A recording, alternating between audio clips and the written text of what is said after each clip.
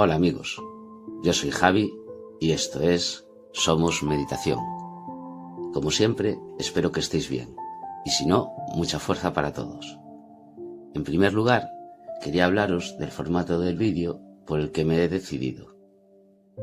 Y si os cuento esto, es porque me interesa mucho vuestra opinión, porque esto lo hago también por vosotros.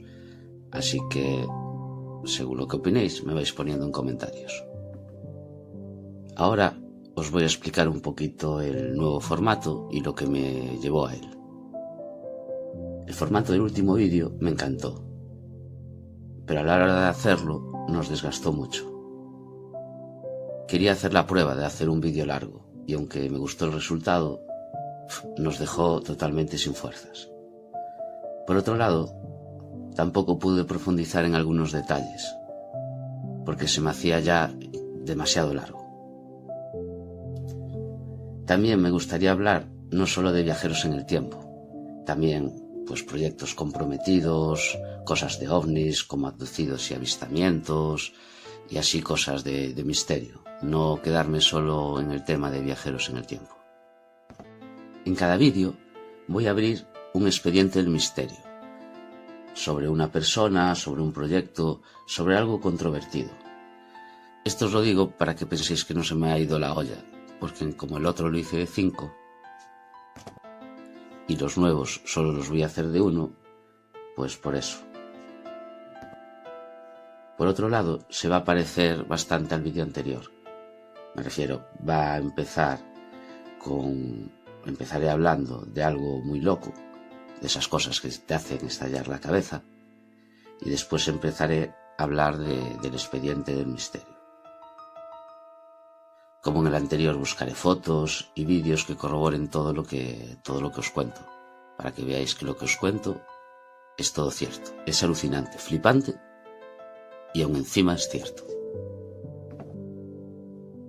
Cuando me cuentan algo, me mola que sea 100% real, y por eso me gusta demostraros que lo que yo os cuento es 100% real. Otra cosa es lo que os cuenten ellos. Este vídeo lo hacemos los dos. Yo que te cuento y tú que interpretas y sacas tus conclusiones. Cada vídeo va a ser una aventura y en ella nos sumergiremos los dos. Sin más dilación, empezamos con el expediente de misterio de Somos Meditación. En el anterior vídeo, el de los viajeros en el tiempo, os había hablado de las dos corrientes que bifurcaban las explicaciones de los viajes en el tiempo. Os había dicho que la de los multiversos explicaba las anteriores y rompía esos bucles locos de las paradojas.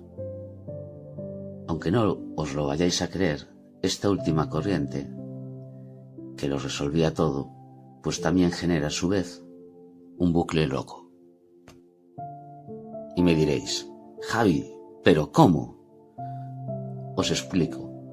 Pues si tú viajaras en el tiempo y crearas una realidad en cada viaje y a su vez tu yo de esa realidad o realidades a su vez viajara en el tiempo, y si ya no solo viajaras tú,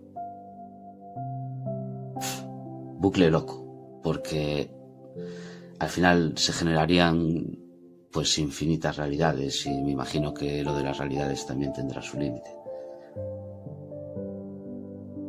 Ahora pensaréis, pero Javi, entonces, cuando hagan el primer viaje en el tiempo, pues salta todo por los aires.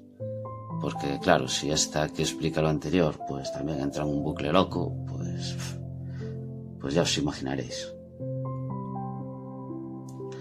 Pues no saltaría todo por los aires. Y yo espero que tampoco salga todo por los aires, porque entonces no habría viajes en el tiempo, saltaría todos por los aires. Para regular esto hay una teoría muy interesante, que a su vez os va a dar para darle muchas vueltas a vuestra cabeza. Yo esta teoría primero os la voy a explicar de una manera muy simple, y después ya os voy contando las posibilidades. Lo vamos a simplificar con una ecuación, con dos variables. Esa ecuación nos da como resultado un bucle loco. Pero podemos añadirle una tercera variable. Esta sería la variable que tiene que existir para que no se produzca ese bucle loco. Aunque esto parece así muy loco, ejemplarizando con la ecuación, es mucho más cercano de lo que parece, esa variable desconocida. Si pensamos en ella como una fuerza desconocida, seguro que ya le estáis dando forma. Como es una fuerza desconocida, podemos pensar en ella como queramos, y podemos estar en lo cierto o no. Por ejemplo, puede ser un dios del tiempo, un ente dependiente de una deidad. Pueden ser también personas intentando salvaguardar la línea temporal, al más puro estilo de la serie de Loki, que está tan de moda. ¿Os imagináis que pudieran ser extraterrestres? Como esto lo hacemos los dos, quiero que sea lo que tú quieras que sea. Para ver cómo se comporta esta teoría, vamos a tomar como ejemplo la paradoja del abuelo y la de viajar con una finalidad. En la primera, esta te impediría matar a tu abuelo. Hay una escena en una serie de viajes en el tiempo que es bestial, que explica un poco esto. Bueno, los primeros capítulos de esta serie son difíciles, pero os puedo asegurar que es la mejor. Se llama Dark y es la mejor. De viajes en el tiempo es la mejor. Es difícil de empezar a ver, pero es la mejor. Hay un momento que quieren matar a uno con una pistola y la pistola funciona perfectamente. Y justo cuando va a apuntarle y dispara, pues la pistola se atasca y no es capaz de dispararle. Ahí es donde intervendría esta fuerza desconocida.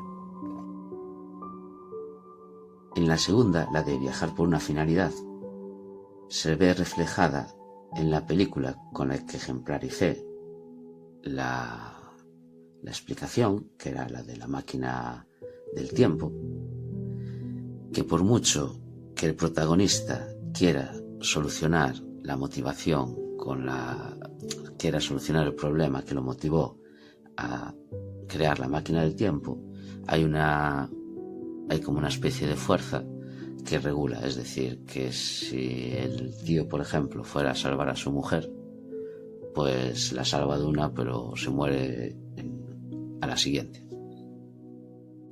El expediente del misterio de hoy lo protagoniza un libro, sí, como lo oís, un libro, y no es Lockwood ni Trump, ni se le parece.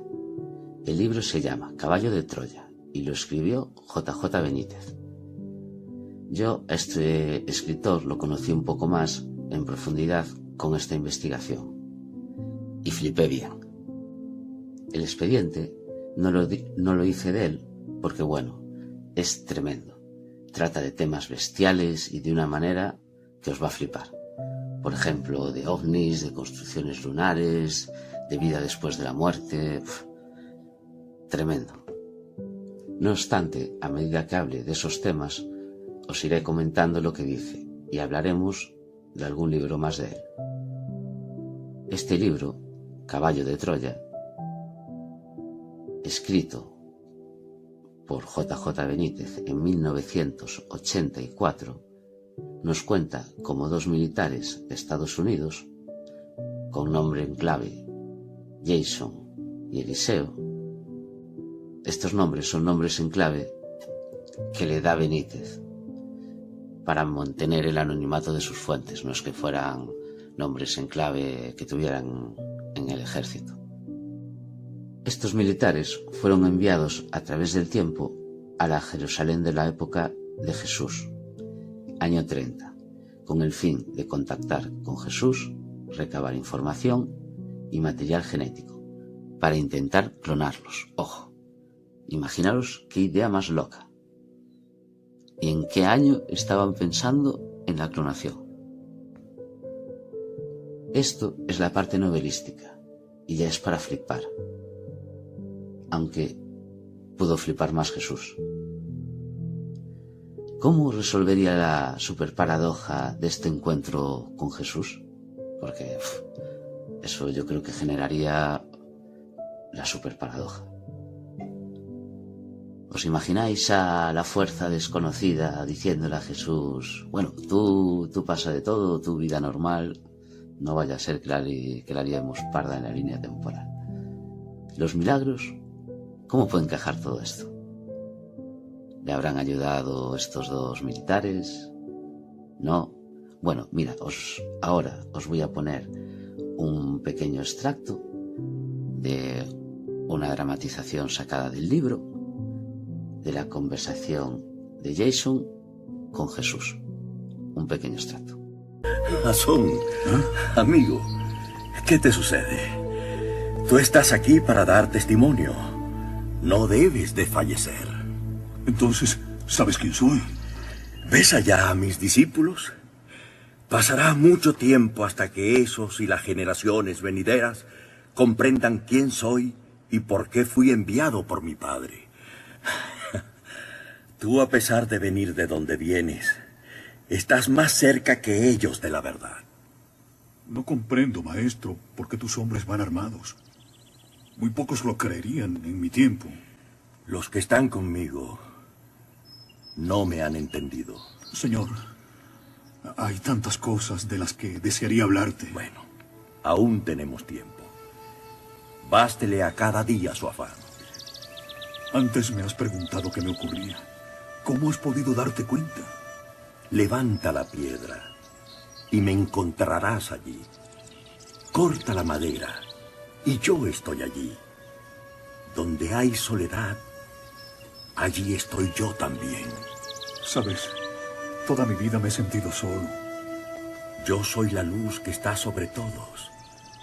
Hay muchos que se detienen junto a la puerta, pero en verdad te digo que solo los solitarios entrarán en la cámara nupcial. Me tranquiliza saber que también los que dudamos tenemos un rincón en tu corazón. El mundo no es digno de aquel que se encuentra a sí mismo. 1000 veces me he hecho la misma pregunta. ¿Por qué estamos aquí? El mundo es un puente. Pasad por él, pero no os instaléis en él. Pero no has respondido a mi pregunta. Sí, Jasón, sí lo he hecho. Este mundo es como la antesala del reino de mi Padre. Prepárate en la antesala, a fin de que puedas ser admitido en la sala del banquete. Sé caminante que no se detiene. Pero, Señor, conozco a muchos que se han instalado en su sabiduría y que dicen poseer la verdad. Dime una cosa, Jasón.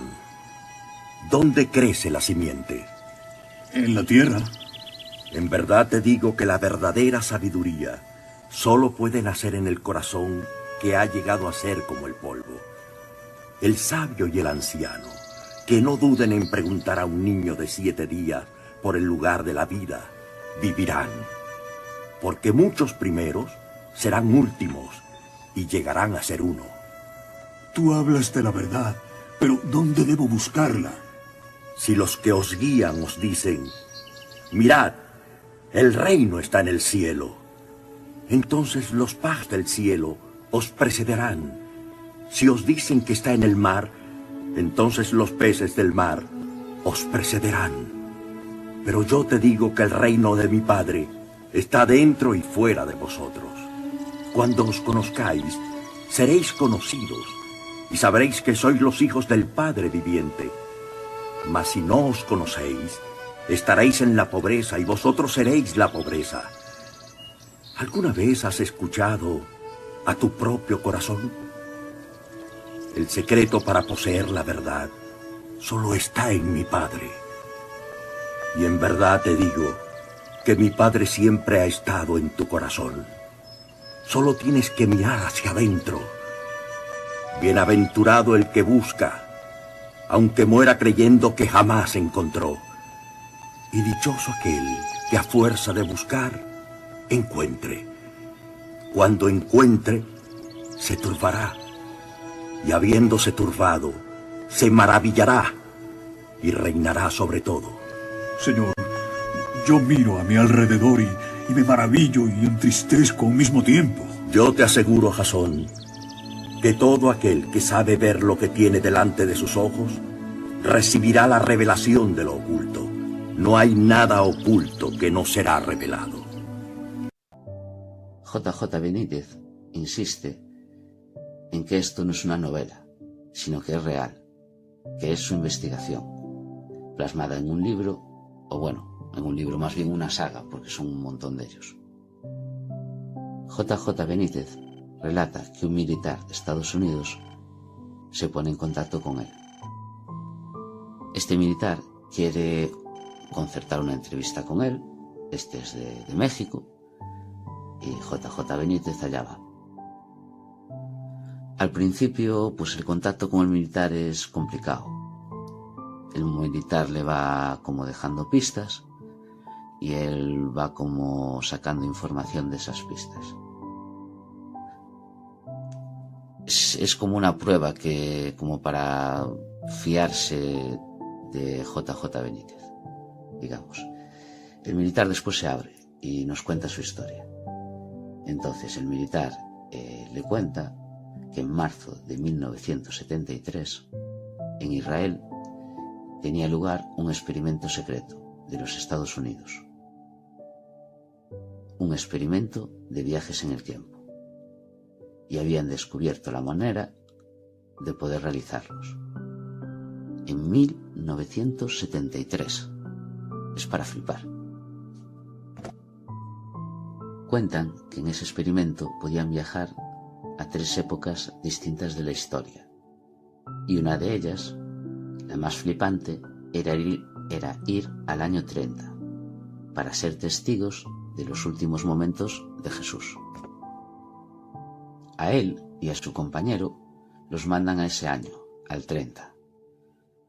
Para haceros un perfil de estas dos personas, eran agnósticas, no creían en nada. El viaje resulta ser un éxito. Allí fueron, allí estuvieron conviviendo con Jesús mucho tiempo. Él cuenta que hasta fueron sus discípulos. Cuando volvieron, trajeron fotos, vídeos. Pero claro, presiento que Benítez se pudo hacer con algo. Quién sabe, pero bueno, Benítez habla con mucha seguridad. El mayor le cuenta que esta experiencia les cambió y que estamos muy equivocados con el mensaje de Jesús.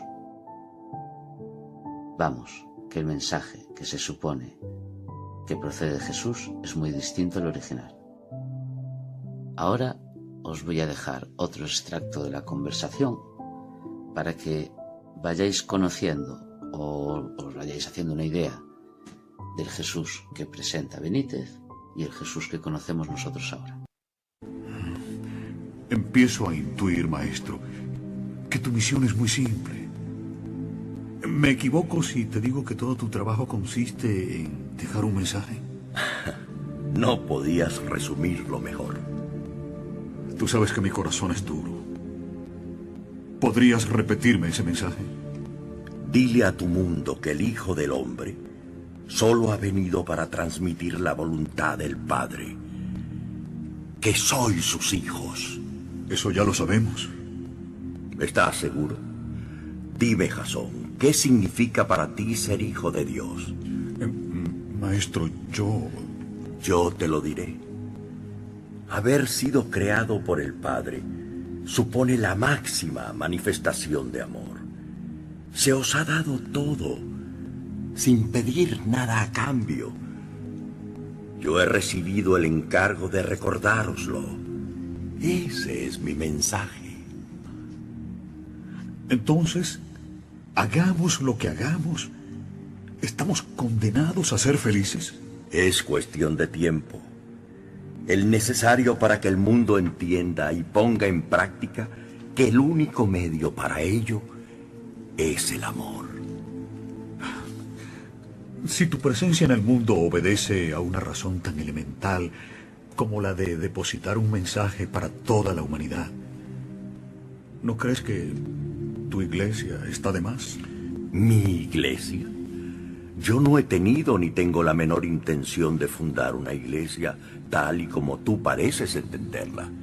Pero tú has dicho que la palabra del Padre deberá ser extendida hasta los confines de la tierra.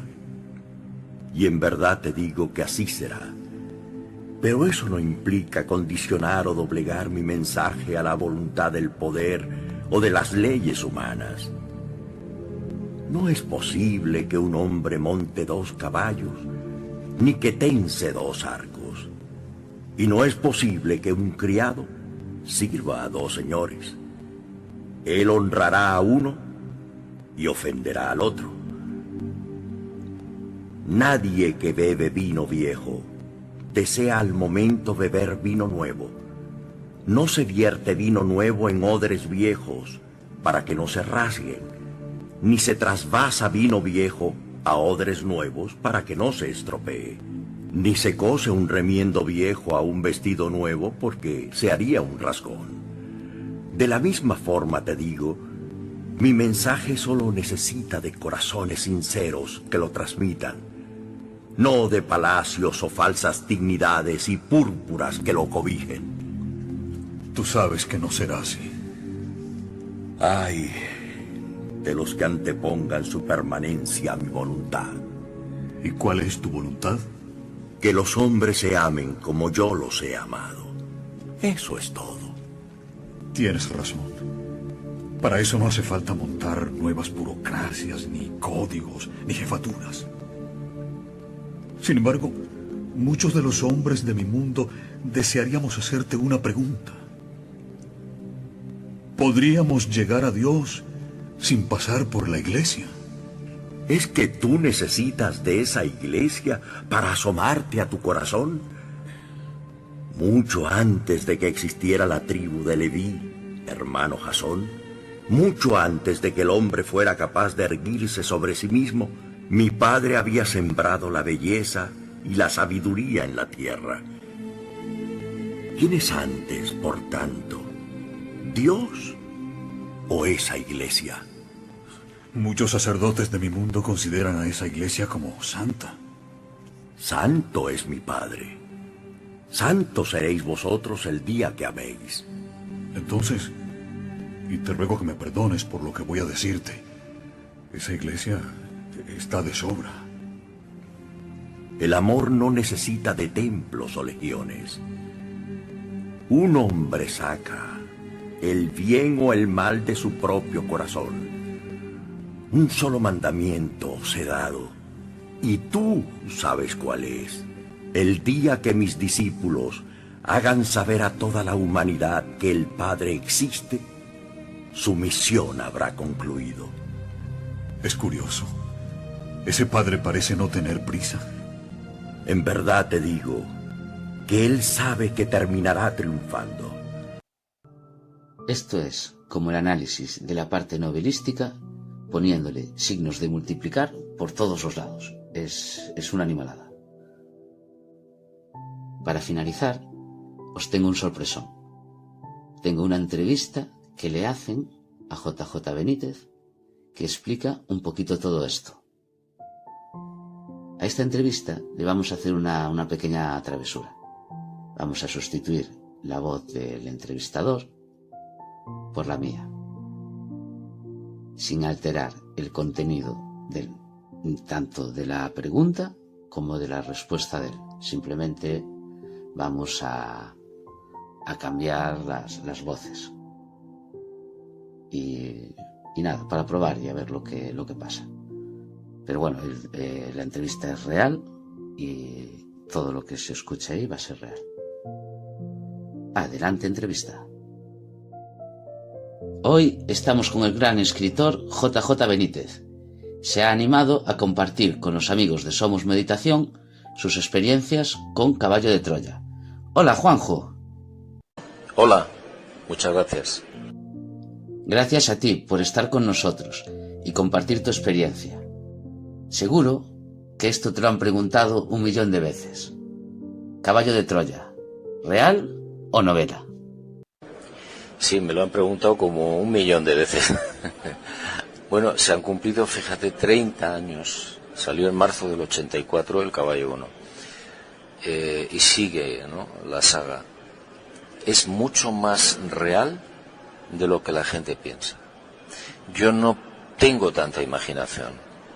Yo no puedo articular discursos enteros de Jesús de Nazaret y discursos bellísimos.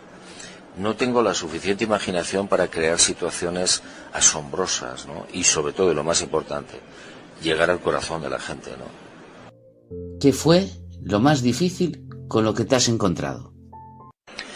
Bueno, hay muchas cosas que son muy complicadas, ¿no? No soy muy inteligente, pero soy extraordinariamente tenaz.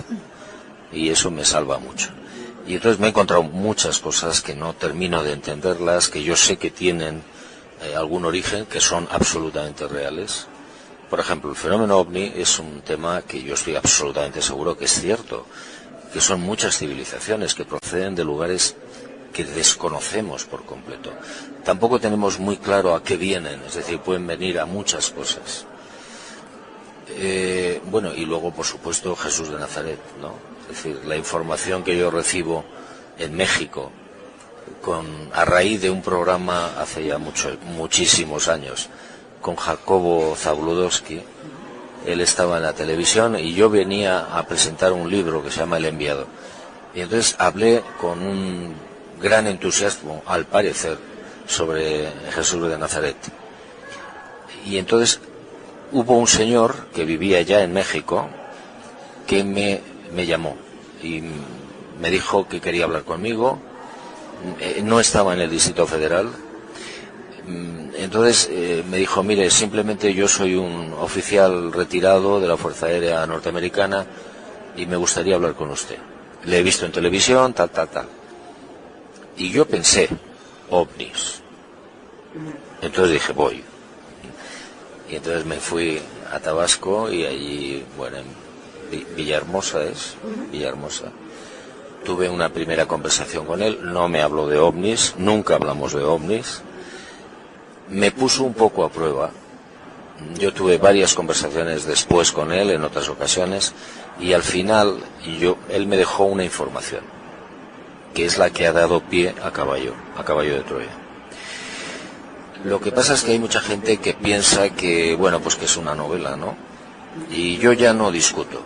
O sea, si a alguien le parece que es una novela, pues estupendo. Yo sé que no es una novela. Yo, como te decía antes, a mí la información me ha tocado el corazón.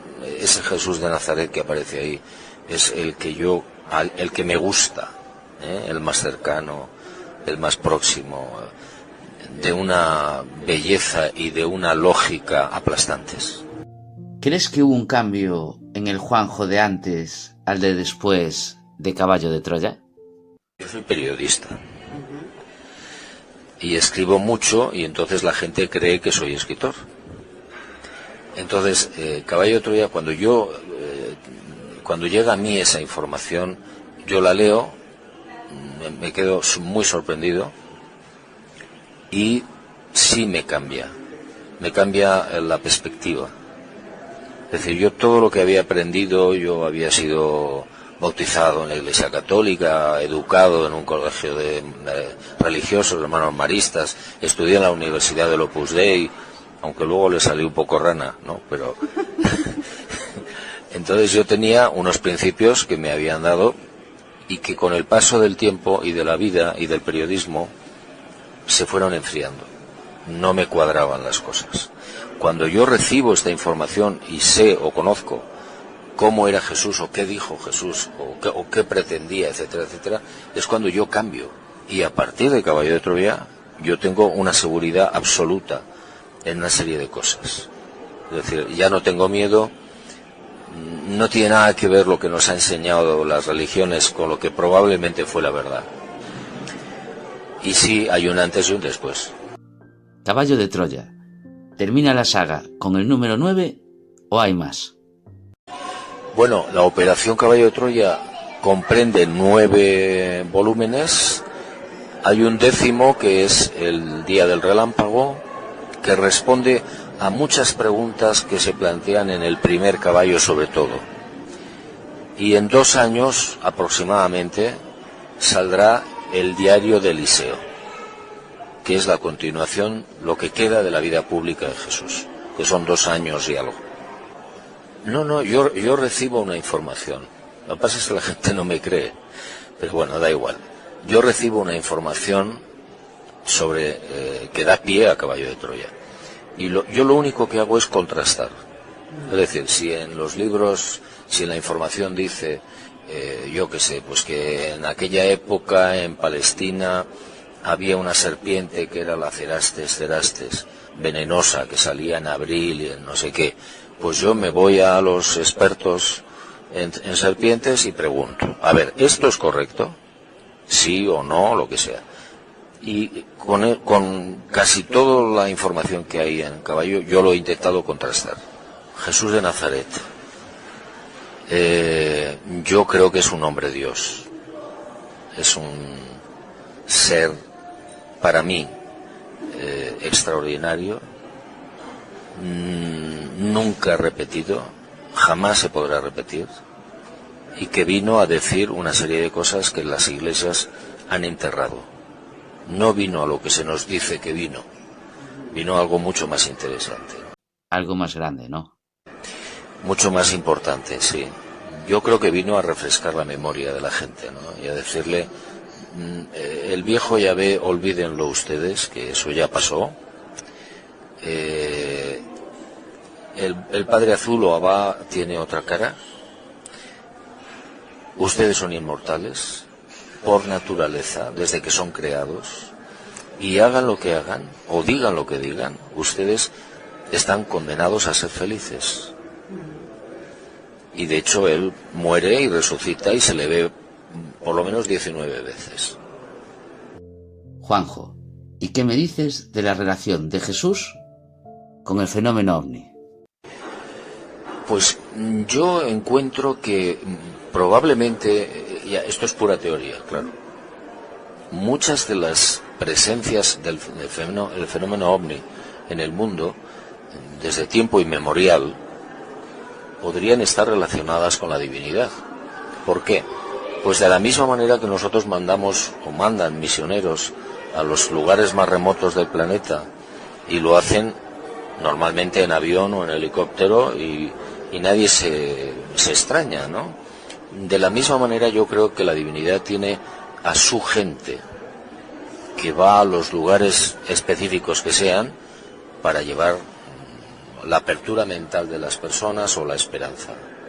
Entonces, en el Antiguo Testamento y en las culturas mesoamericanas y en muchísimos sitios, y en China y en África, hay testimonios ancestrales de dioses, para ellos son dioses, que van en carros de fuego y que van en columnas de humo y columnas de fuego, que es lo que nosotros hoy estamos investigando desde hace ya muchos años. Por tanto, no me parece raro que a Jesús de Nazaret le pudiera acompañar, entre comillas, constantemente, pues si quiere los llamamos ángeles, me da lo mismo, pero criaturas que no son humanas. ¿Qué? ¿Cómo os quedáis? Y todo lo que quitamos que no hablaba de esto, que era tanto o más flipante como lo que dijo de Caballo de Troya. Pero bueno, no os preocupéis, porque esos contenidos ya os los iremos poniendo en otros vídeos que hablen pues de esas cosas que habla él. Con esta última reflexión acabamos. El vídeo, como siempre, si os gusta, darle a me gusta. Y si os apetece, ponerle algún comentario. Eso a mí me anima muchísimo. Si no estáis suscritos, animaros a suscribiros y darle a la campanita. No dejéis de ver las meditaciones y charlas de mis compañeros. Son magníficas. Un abrazo fuerte, mucha fuerza para todos y hasta el próximo vídeo.